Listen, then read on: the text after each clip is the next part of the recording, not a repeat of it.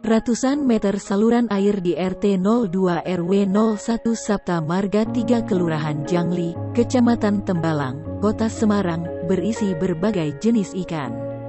Ikan-ikan tersebut dipelihara oleh warga sekitar. Bahkan diberi makan setiap pagi dan sore hari.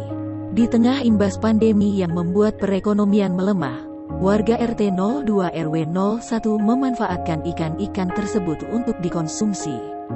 Diterangkan Suwarti, satu di antara anggota Darwis RT 02 RW 01 Kelurahan Jangli, ikan tersebut dipelihara oleh kelompok ibu-ibu RT 02. Sembari memberi makan berbagai jenis ikan, Suwarti menuturkan, ikan yang dipelihara di saluran air tersebut sudah dipanen. Menurutnya, ikan-ikan tersebut dimanfaatkan warga untuk konsumsi, dan sangat bermanfaat di tengah kondisi sulit.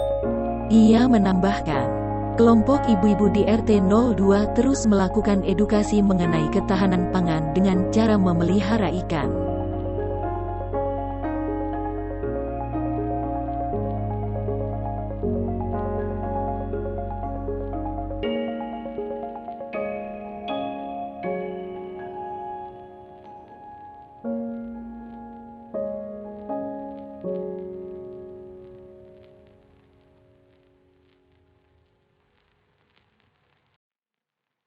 Kisah seorang pria bernama Resu Hendri, 79, warga Tenggarong, Kabupaten Kutai Kartanegara, Provinsi Kalimantan Timur atas kepeduliannya dengan hutan di Kalimantan patut diacungi jempol.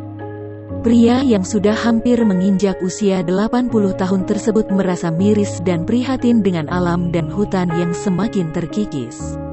Ia memiliki lahan seluas 1,5 hektar yang dijadikan hutan di tengah kota Tenggarong, Kukar sejak 1980-an silam. Bahkan, beberapa tahun silam.